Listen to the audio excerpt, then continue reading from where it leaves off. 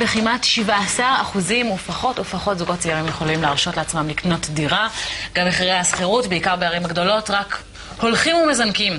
הנה שלומית צור, כתבת נדל"ן דה מרקר, בוקר טוב. בוקר טוב. בוקר טוב גם לשלומי מורדו, שמנסה בימים אלה לקנות דירה. אפשר לשאול באיזה אזור? בראשון לציון. בוקר טוב גם לך. בואי נדבר על מחירים, פחות או יותר. זוג צעיר, נגיד, מדבר על דירה של 3 חדרים, מינימום, נכון? על איזה טווח מחירים אנחנו מדברים פה? קודם כל חשוב לציין שטווח המחירים נמצא כל הזמן בעלייה. בין אם מדובר ב3-4 חדרים היום באזורי הביקוש, קניית דירה בפחות מ1,000,000 שקל היא בלתי אפשרית. משרד האוצר פרסם ממש ביום ראשון השבוע נתונים שמראים על ירידה של 24% במספר רוכשי הדירות, גם בדירות יד שנייה וגם בדירות יד ראשונה מקבלן. חשוב לציין. שזה אמור להוריד את המחירים, לא?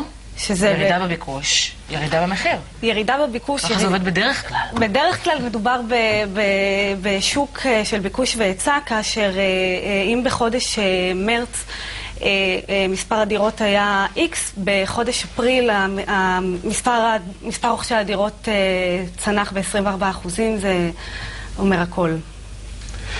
בואי נפרק את זה. היום, אם זוג מורכב ממורה ומורה, קורה. איפה? אין אפשרות לקנות דירה. מורה ומורה לא יכולים לקנות דירה היום. במשכורות שלהם. בשום מקום? לא. אם תיקח, סתם לדוגמה, בבאר שבע אולי, שדירה עולה בסביבת האוניברסיטה, אתה יכול למצוא בסביבות 400,000 שקל, אולי. גם כן, הסתכלתי, בדקתי, אמרו פריפריה, הלכתי לבדוק.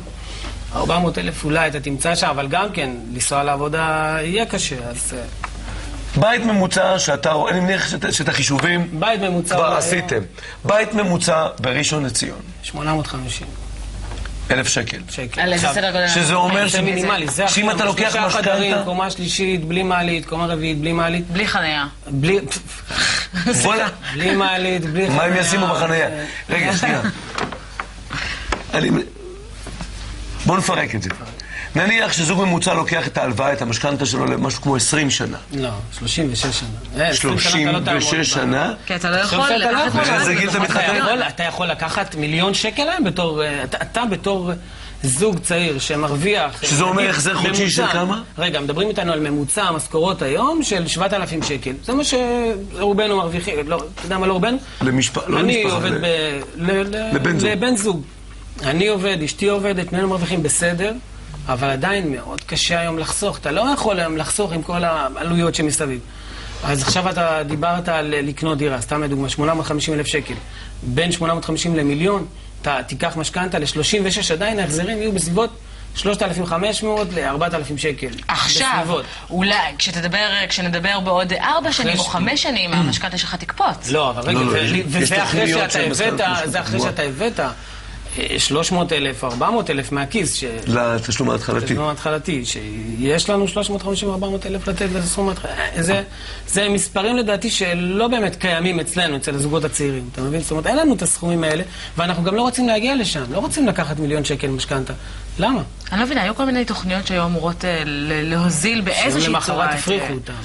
התוכניות שמשרדי הממשלה מדברים עליהן הן תוכניות נחמדות, אבל הן לא נותנות פתרון בטווח המיידי. הן נותנות פתרונות לטווח של 3, 5 ואפילו 10 שנים. לגבי זוג צעיר כמו שלומי שמחפש לקנות דירה, נכון, צריך להודות שישנה בעיה לא קטנה. הפתרונות שקיימים נכון להיום בטווח המיידי, וזה חשוב לציין, זה א' כל להתרחק מתל אביב, אין מה לעשות. יש דוח שהוציא משרד האוצר, מינהל הכנסות המדינה, שמסכם את הרבעון הראשון של 2010, שמדבר על ירידה של 17% במספר הרוכשים דירות בתל אביב. מי שנדחק מתל אביב הם זוגות צעירים ומשקיעים בעיקר. אגב, כשאת מדברת על להתרחק מתל אביב, את לא מדברת לא על רמת גן ולא על הרצליה ולא על רמת השרון ולא על רעננה ולא על כפר סבא ולא על חולון. רגע, לעצרי, את לא על חדרה גם כבר?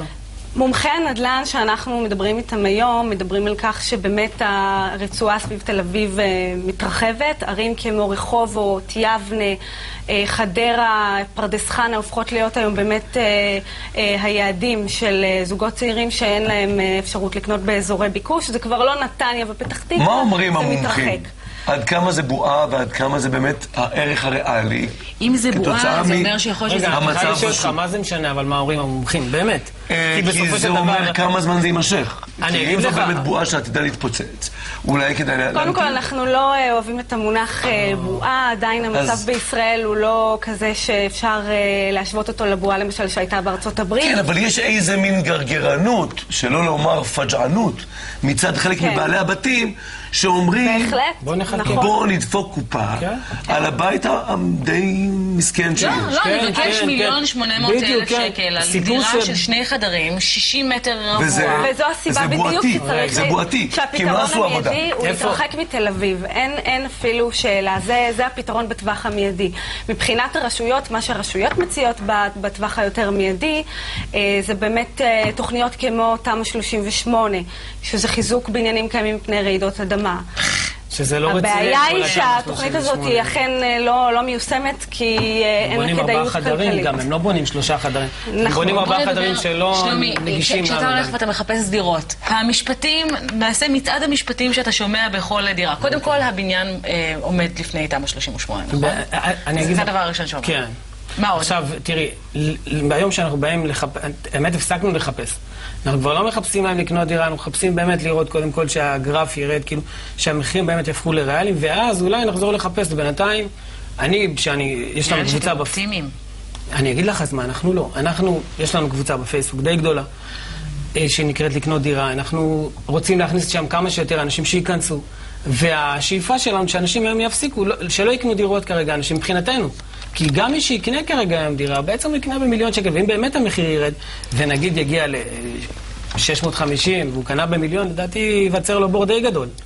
אז השאיפה שלנו בתור אזרחים מודאגים, שבאמת רוצים למעננו, זאת אומרת שאנשים יחשבו רגע לפני שהם רצים לבינתיים. אין מה לעשות. מה שחשוב לציין בעניין של הסחירות הוא, מאחר ומספר העסקאות קטן, לא מחיר הדירות, וזה חשוב להבין, התוצאה המיידית שכבר אנחנו חשים שקרתה, ואנחנו מקבלים אפילו פניות בעניין הזה, שמחירי הסחירות כבר עלו בלא מעט.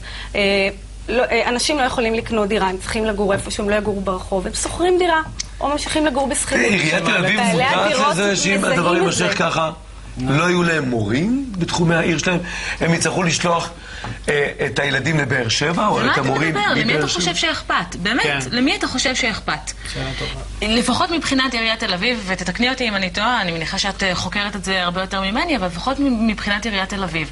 נדמה שהעיר הזו, למרות שמדובר בסיסמה, באמת זאת עיר רק לעשירים.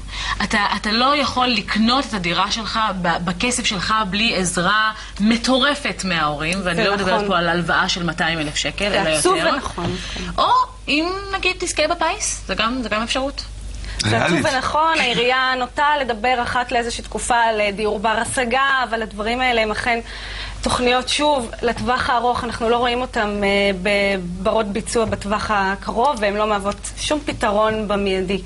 ושוב, התמ"א 38 היא האופציה, אבל היא פשוט לא מיושמת והיא לא קורית. יש איזשהו אור בקצה המנהרה שלא כולל נסיעה של לפחות 40 דקות למקום העבודה שלך? לצערי הרב, נכון להיום, אין לא, בשביל מה כזה הפעילו באופק. אותה? לא, אז אני אגיד לך אז מה, בואי איזה אופטימיים שיפור. רגע, מה המקום הקורץ כרגע? כשאומרים תתרחקו מתל אביב, אין מקום. לאן? אין מקום קורץ. נגיד ועברת לפריפריה, איך תיסע לעבודה? אני עובד בחברת תוכנה לדוגמה. אז איך אני אגיע מפארק המדע, סתם לדוגמה, תזרוק אזור בצפון או בדרום. זה לא שהתחבורה פה היא, אתה יודע, ברמה של 20 דקות, חצי שעה. אז אתה אומר, תיסע שעתיים הלוך, שעתיים חזור בשביל להגיע לעבודה. אז כולנו נעבור לפריפריה, הם יעסיקו את כולנו שם. זה נושא מרתק שאנחנו יכולים לדבר עליו רבות, אבל אנחנו שומעים עכשיו על חדשות